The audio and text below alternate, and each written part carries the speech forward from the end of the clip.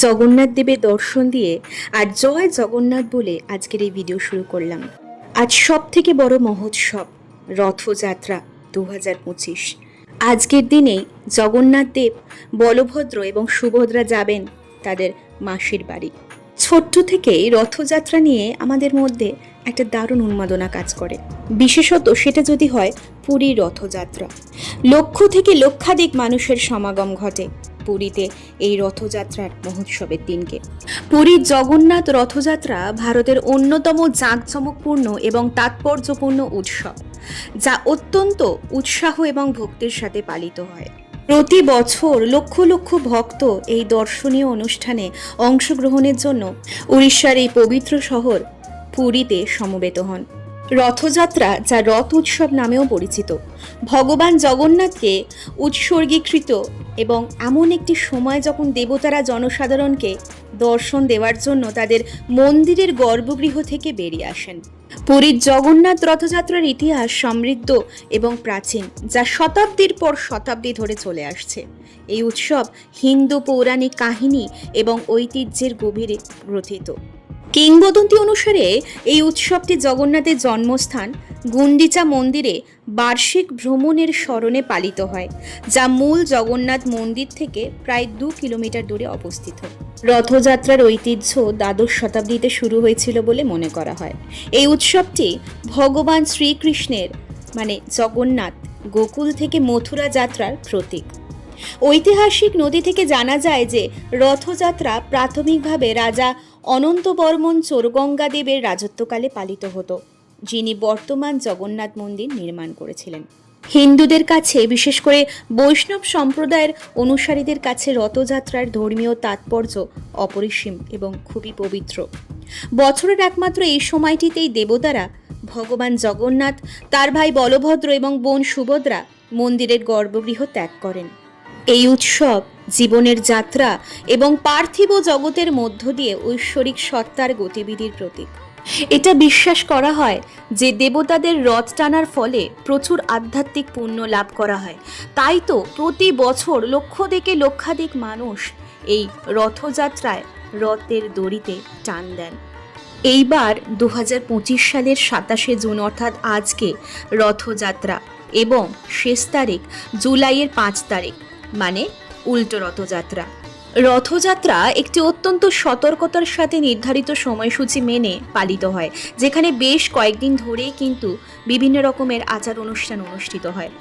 2025 সালের রথযাত্রার মূল সময়গুলি হল মঙ্গরাজ বীজে অভিষেক অনুষ্ঠান ভোরবেলা, রথের শোভাযাত্রা বেরোবে সকাল 9টার দিকে, আর রাজার পথ পরিষ্কার করা হবে সকাল 11টার দিকে, আর দুপুরবেলার পর আনুমানিক 2টোর দিকে রথের দড়িতে টান পড়বে। পুরীর জগন্নাথ রথযাত্রা কেবল একটি দর্শনীয় মনোমুগ্ধকর অনুষ্ঠানই নয়, বরং শতাব্দীর পর শতাব্দী ধরে অনুসৃত আচার অনুষ্ঠান এবং ঐতিহ্যে সমৃদ্ধ।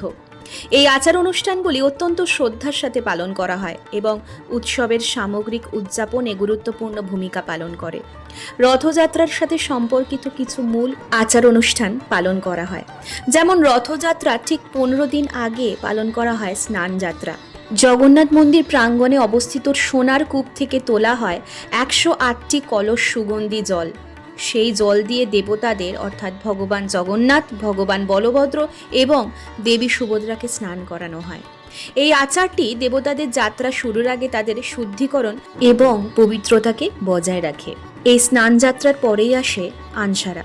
স্নান পূর্ণিমার পর দেবতারা 15 দিন বিচ্ছিন্ন থাকেন। এই সময়কালে ধরা হয় দেবতাদের অসুস্থ বলে মনে করা হয় এবং তাদের জনসাধারণের দৃষ্টি থেকে দূরে রাখা হয়। বিশেষ নিরাময় আচার এবং ভেষজ চিকিৎসা করা হয় তাদেরকে সারিয়ে তোলার জন্য। এই সময়কাল দেবতাদের মানবিক দিকগুলির প্রতীক, তাদের ভক্তদের সাথে তাদের সংযোগের ওপর জোর দেওয়া হয়। এরপর আসে নেত্রোৎসব। রথযাত্রার একদিন আগে আনসার যুগের পর দেবতারা তাদের যৌবন এবং সতেজ রূপ ফিরে পান।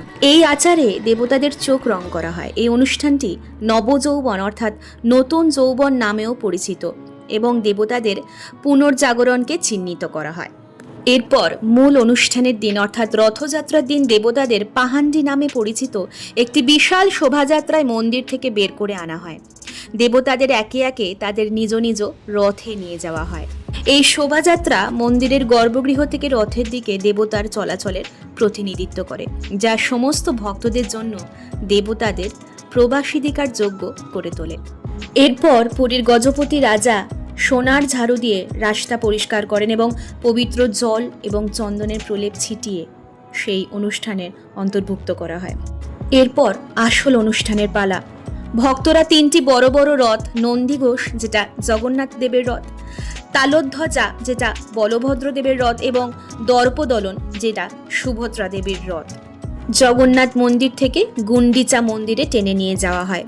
রথ টানা একটি মহান ধার্মিকতার কাজ হিসাবে বিবেচিত হয় এবং বিশ্বাস করা হয় যে এটি একটি বিশাল পুণ্যের কাজ। রথযাত্রার দিন থেকে দেবতারা 7 দিন ধরে গুন্ডিচা মন্দিরে থাকেন। তাদের অবস্থানকালে বিভিন্ন আচার অনুষ্ঠান অনুষ্ঠিত হয় এবং ভক্তরা তাদের প্রার্থনা করার জন্য এই মন্দিরেও কিন্তু গিয়ে ভিড় করেন। এই অবস্থানটি ভগবান জগন্নাথের তার জন্মস্থান গুন্ডিচা মন্দিরে ভ্রমণের প্রতীক। রথযাত্রার 5 দিন পর ভগবান জগন্নাথের সহধর্মিণী দেবী লক্ষ্মী ভগবান জগন্নাথকে তাদের আবাসে ফিরে যাওয়ার কথা স্মরণ করিয়ে দেওয়ার জন্য গুন্ডিচা মন্দিরে যান।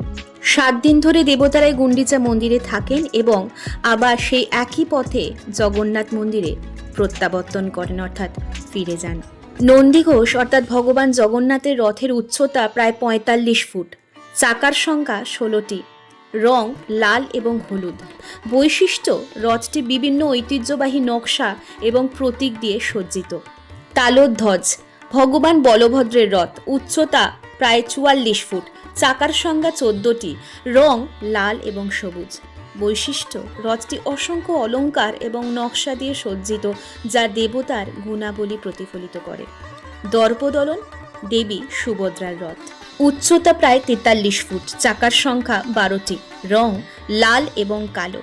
বৈশিষ্ট্য, এই রথটি সুন্দরভাবে সজ্জিত হয় যা দেবীর নারী শক্তির প্রতিনিধিত্ব করে। ভগবান জগন্নাথ ভগবান বিষ্ণুর, বিশেষ করে ভগবান কৃষ্ণের অবতার হিসাবে বিবেচিত হয়। ভগবান বলভদ্র কৃষ্ণের বড় ভাই বলরাম নামেও পরিচিত, আর দেবী সুভদ্রা জগন্নাথ দেব এবং বলভদ্রের বোন, মঙ্গল এবং মঙ্গলের প্রতিনিধিত্ব করেন। পঞ্জিকা অনুসারে আষাঢ় মাসের শুক্ল দ্বিতীয়া তিথিতে এই রথযাত্রা উৎসব পালন করা হয়। এইবারে 27শে জুন অর্থাৎ আজকে সকাল 11:19 থেকে শুরু হবে এই রথযাত্রা।